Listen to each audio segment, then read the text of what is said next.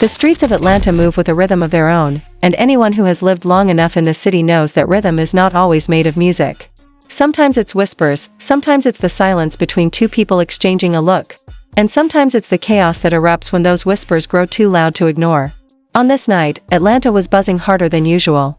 Neon lights lured people into corners where secrets could hide, bass-heavy music thumped like a warning sign, and the air was thick with temptation waiting to explode. And in the middle of this restless energy stood three names that always carried weight when mentioned together: Tamar Braxton, Mendeecees Harris, and Yandy Smith.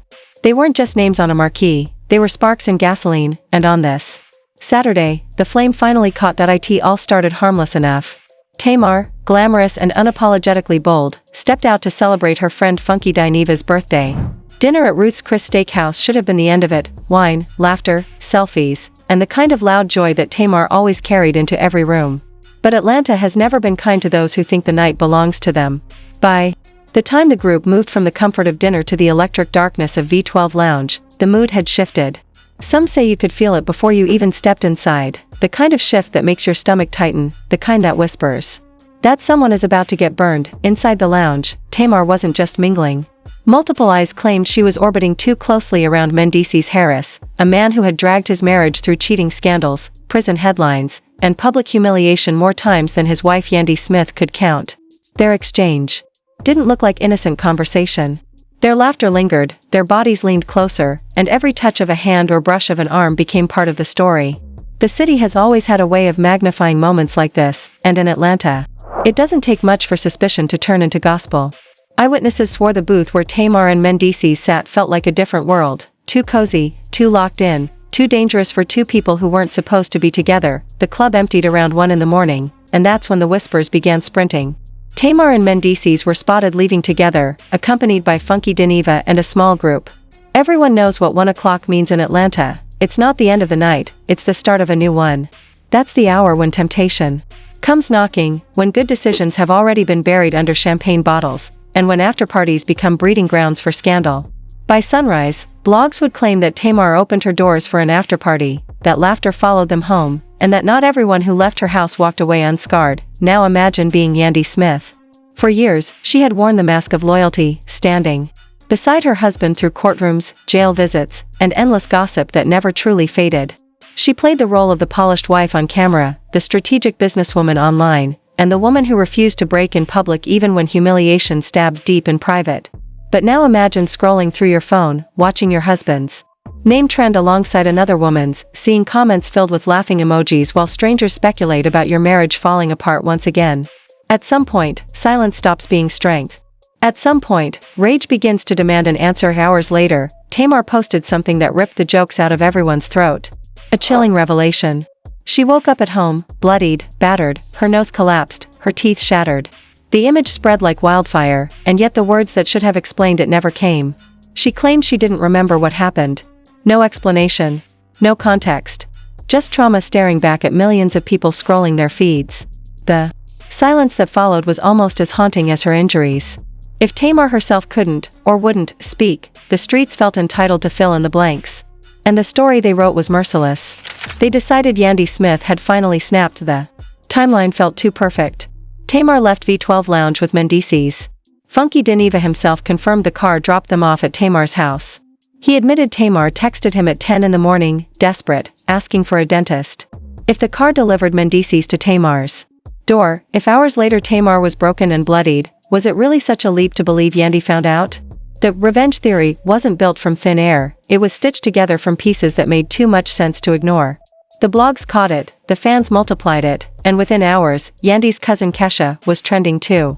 The mysterious enforcer figure, rumored for years but never confirmed, suddenly became the weapon people imagined being sent that night, and while Tamar bled, while her silence became the center of the storm, the internet did what it always does. It laughed. Memes mocked her swollen face, captions joked about Yandy's work, and comments poured in warning other women not to sit too close to another woman's man. Her trauma was stripped of humanity, twisted into entertainment, and plastered across feeds like a punchline. What should have been met with compassion was met with cruelty. And Tamar, who had built her brand on clapping back, dragging anyone who dared to cross her, said nothing. That silence was louder than anything she could have said. The same time, Mendeecees clung to the same survival strategy he's always used: do nothing, say nothing, let the women around him take the hits while he stands in the eye of the storm. He didn't deny it, didn't defend Tamar, didn't protect Yandy. He let his name be chewed up in the headlines without lifting a finger. That kind of silence doesn't read as innocence, it reads as guilt, as indifference, as the arrogance of a man who has learned that chaos will burn out while he stays standing. And maybe that's the biggest insult of all. Yandy, on the other hand, posted smiling family photos, motivational captions, business promotions. Her page was spotless, untouched, strategic. Not a single post acknowledged the hurricane her name was tied to. But that very silence fueled the whispers even more.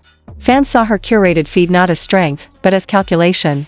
Because when you refuse to deny, when you refuse to clear your name, people assume it's because the truth is worse than the rumor, and somewhere in the middle sat Tasha K, smirking without saying a word. She had already dragged Mendeecees in the past, waving alleged receipts and accusing him of betrayal. She didn't need to drop anything new, the chaos unfolding now made her past words look prophetic. Fans rushed back to her videos, replaying her claims, treating her like she had warned them all along. For Tasha, Tamar's silence and Yandy's strategy only amplified her credibility.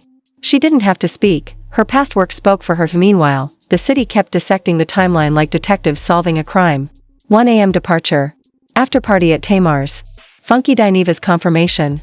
10 a.m. text about a dentist. No cameras. No eyewitness willing to stand up. Just Tamar's bloodied face, Mendeecees' silence, and Yandy's refusal to deny. Put those together, and the verdict in the streets was clear: this wasn't an accident. This was revenge. Atlanta woke up restless the morning after. The city thrives on noise, but this time the noise didn't come from music, it came from feeds overflowing with Tamar's broken face, Mendeecees' name in the captions, and Yandy's silence hanging heavier than Georgia heat. What had started as birthday laughter at a steakhouse had spiraled into one of the ugliest whispers the city had seen in years, and the aftermath was brutal. Instead of sympathy, Tamar's pain was turned into content. Instead of comfort, she was met with ridicule. Her face wasn't a wound, it was a meme. And the cruelty of it all was that the world seemed more interested in whether this was Yandy's revenge than in the fact that Tamar Braxton, a woman with a career built on resilience, was bleeding in her own bed. The theories multiplied with every passing hour. Fans zoomed in on every clip, every blurry photo from the lounge, every half sentence from Alive. Some insisted this was karmic balance, that Tamar had disrespected the wrong woman and paid the price. Others believed it was all a cover story, a way to disguise something even darker. Conspiracy threads claimed Tamar had been silenced, not just by fists but by the industry itself, that there were bigger hands involved in making sure the truth never surfaced. Screenshots flew across timelines like evidence bags in a courtroom, and through it all, the one name that kept circling back was Yandy Smith. The streets were convinced this was her storm, even if she never admitted it. What made it worse was the silence of the players involved. Tamar Braxton gave no live, no press release, no denial, no clapback. For a woman known for speaking her mind, that quiet felt unnatural, almost chilling. If nothing happened, why wasn't she screaming it? If this was an accident, why not shut the blogs down immediately? Her refusal to speak only added weight to the whispers, as if she had decided to let the narrative ride instead of fighting it. And in Atlanta, silence is often read as guilt, or as fear. Then there was Mendeecees Harris, who once again did what he always does, stood still while the storm raged around him. His marriage had been dragged across headlines for years, his name tied to receipts from bloggers and accusations from women, but his pattern was always the same. He never confirmed, never denied, never gave fans the satisfaction of clarity. To some, that made him look strong. To others, it made him look like a coward hiding behind women's pain. And in this case, his silence wasn't just about his marriage, it was about Tamar's broken body. To stand in the middle while one woman is humiliated and another is accused of violence, and to say nothing? That silence wasn't strength, it was betrayal, and Yandy Smith, she played her role with precision. Her Instagram feed became a fortress of smiles, children, business ventures, and curated positivity. No mention of Tamar. No mention of Mendeecees. No mention of blood, teeth, or broken bones. But fans weren't fooled. They saw it as proof that she was managing the storm, that she was refusing to deny because a denial could unravel her carefully built brand. The absence of defense became the loudest scream. People decided she didn't want to kill the rumor because the rumor itself was a warning. And that's how Yandy's revenge grew from a whisper into a legend. Meanwhile, the blogs kept feeding the fire. Tasha K didn't need to post new receipts, her old ones resurfaced on their own. Clips of her shouting that Mendeecees was unfaithful went viral again, her voice echoing like prophecy. People wrote under her old videos, "Sis already told us, she been new," she called it. It was vindication without effort. Tasha didn't have to lift a finger, her past work painted her as the truth teller in the middle of chaos. And while fans dragged Tamar and mocked Yandy, Tasha's credibility soared higher than ever. Funky Dineva became an unwilling witness, the only person with direct words connecting the timeline. By admitting Tamar texted him at 10 a.m. asking for a dentist, he stitched the narrative together in a way that no meme could undo. His casual confession became a receipt. It validated the theory that something violent had happened after the afterparty. And because Atlanta thrives on validation, his words carried the kind of weight that memes and whispers couldn't. In one night, Funky Dineva went from birthday boy to the unwilling narrator of a scandal that consumed the city, but beneath the gossip, there was still the raw truth. Tamar Braxton was hurt. She wasn't just a headline, she was a woman whose face had been rearranged, whose voice had gone quiet, whose dignity had been shattered in the place where she should have felt safest, her home. And instead of outrage, she was mocked. Instead of justice, she was joked about. That is the cruelty of celebrity in Atlanta. The city doesn't pause to heal wounds, it consumes them, laughs at them, and moves on to the next scandal without ever looking back. Still, not everyone believed Yandy's hand was behind it. Some argued this was all about a project, that Mendeecees Harris had been tied to Tamar for professional reasons, that the whispers of flirtation were exaggerated, and that Tamar's broken face was the result of something unrelated. They pointed to the claim of an upcoming music video or visuals, insisting that was why Funky Dineva was there, why the afterparty happened. But critics shot back, if this was business, where are the receipts? Where is the teaser, the behind-the-scenes footage, the promotional rollout? If this really was about work, why has nothing surfaced months later? The silence around the so-called project made the cover story collapse on itself, and so the theory that stuck was the one that Atlanta loves most, the revenge theory. Because revenge is a story people understand. Revenge explains why Tamar bled, why Yandy stayed quiet, and why Mendeecees refused to defend either woman. Revenge is messy, violent, and believable. And in this case, it was also entertaining enough for the world to turn into memes. That's why it spread. That's why it stayed. That's why the hashtag wouldn't die.by the end of that week, the scandal had grown into something bigger than truth. It wasn't just about what happened inside Tamar's house. It was about symbolism. Fans framed Tamar's broken face as a warning shot from Yandy to every other woman watching, "Don't disrespect my marriage." They called it a blood-stained boundary, a message written without words. Whether Yandy actually had a hand in it or not didn't matter anymore, the legend was stronger than the reality, and that's the thing about Atlanta scandals. Once the streets decide on a narrative, it becomes truth whether proof exists or not. Once blogs get hold of a story, once memes multiply, once silence is chosen over clarity, the actual facts stop mattering. People no longer ask what happened, they ask who benefited. And in this case, silence benefited everyone except Tamar. For Tamar Braxton, the silence meant her pain was never taken seriously. For Mendeecees Harris, the silence allowed him to slip away from accountability again. For Yandy Smith, the silence allowed her to play both victim and mastermind at the same time. And for the city of Atlanta, silence meant the scandal lived longer than the truth ever could. Atlanta never truly heals from scandal, it absorbs it, feeds on it, and keeps it alive. Long after the cameras stop rolling. By the time the Tamar Braxton story reached its third week in the public eye, it was no longer about bruises or blood, it had transformed into folklore, a parable about loyalty, betrayal, and vengeance in a city that thrives on all three. People didn't talk about it like a headline anymore. They spoke of it like an urban legend whispered in clubs, retold in barbershops, reshaped with every retelling. And at the center of every version of the story remained the same three names, Tamar Braxton, Mendeecees Harris, and Yandy Smith. What haunted the city most wasn't just Tamar's face, it was her silence. Tamar Braxton, the woman who made a career out of speaking up, who built a legacy out of her sharp tongue and fearless clapbacks, said nothing. Not a denial, not a confession, not a clarification. Every day her silence stretched, it became its own form of testimony. Fans who once defended her now asked why she refused to clear her name. Some swore her silence was survival, that she was terrified of saying the wrong thing and igniting more fire. Others believed she had been paid off, silenced by money or by contracts that bound her voice tighter than any injury.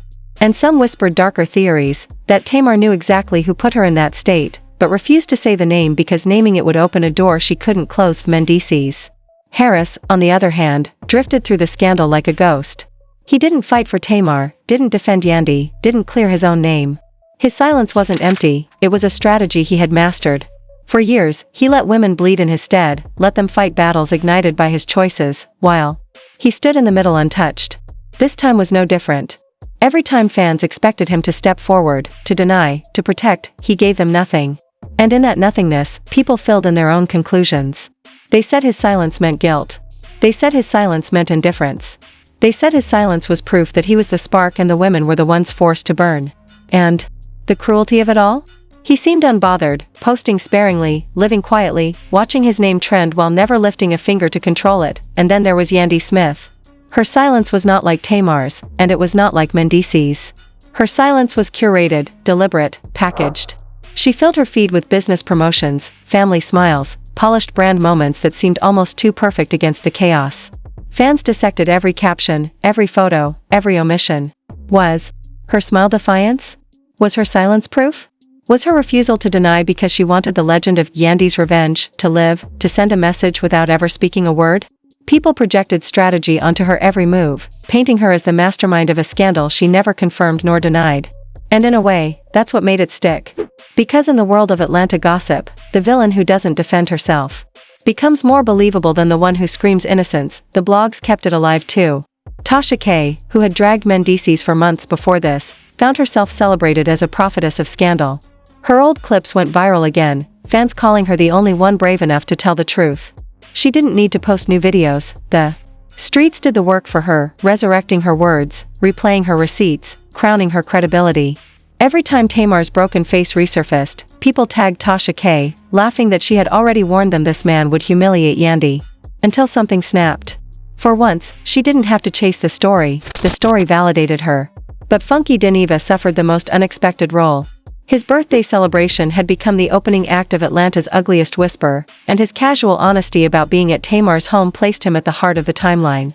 His words, admitting Tamar texted him in desperation the next morning, became the connective tissue that tied everything together. Blogs replayed his confession like gospel, dissecting every syllable, analyzing his tone, twisting his birthday night into a crime scene. He never asked to be the narrator, but Atlanta made him one, and once the streets decide you're part of the story, you don't get to walk away. And what about the fans? Their cruelty turned the scandal into something darker than violence. They mocked Tamar's broken face, laughed at her missing teeth, turned her trauma into captions and memes that stripped her humanity away. They called her reckless, they called her desperate, they called her careless. They turned her blood into punchlines, her silence into evidence, her humiliation into entertainment. And maybe that was the most violent act of all, not what happened in her house that night, but what the world did to her afterward. But Atlanta never stops at cruelty, it always digs deeper into conspiracy. As weeks stretched, fans built theories bigger than the scandal itself. Some swore Tamar had been silenced by contracts, that reality TV producers had gagged her to protect a storyline involving Yandy and Mendeecees. Others claimed this was all a staged play, that Tamar's bloodied face was exaggerated for publicity, that the revenge narrative was engineered to feed ratings. But the theory that gripped the city most was the simplest, that Yandy Smith had finally reached her breaking point, and Tamar Braxton had been the wrong woman at the wrong time, and the psychology of it made sense. Yandy Smith was not the type to flip tables or scream on camera. She was strategic, polished, business-minded. Fans believed she would never risk her brand by laying hands on someone directly. But would she have someone else do it for her? Would she call the cousin whispered about in Atlanta circles, the infamous cousin Kesha, to handle what she couldn't? The theory wrote itself. Yandy stayed clean, the enforcer got dirty, and Tamar was left bleeding with no one to name. It was the kind of story that fans clung to because it felt too perfect not to be true. Still, the tragedy was undeniable. Tamar Braxton was hurt. And while people argued over who did it, while fans made jokes, while blogs made money, Tamar herself remained a woman silenced by pain. Whether it was fear, contracts, shame, or exhaustion, she said nothing. And her nothingness became the stage where everyone else performed their theories. She became a symbol, not a person. And that is the cruelty of scandals in Atlanta. They consume the person until only the story remains. Months later, people still ask the same questions. Did Yandy finally snap? Did Mendeecees betray his wife one time too many? Did Tamar step into a fire she couldn't escape? Or was this an accident blown out of proportion by a culture addicted to whispers? The truth remained locked behind silence. But in Atlanta, silence never kills a story, it immortalizes it, and maybe that's why the legend still lives.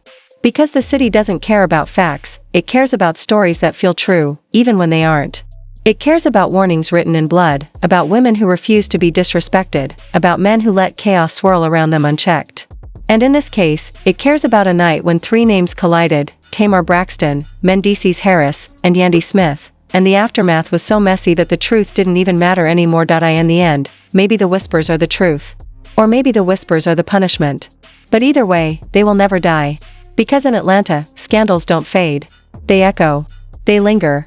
They turn into cautionary tales that outlive the people they scarred. And Tamar's silence, Mendeecees' indifference, and Yandy's strategy will remain burned into the city's memory as proof that sometimes silence is louder than screams.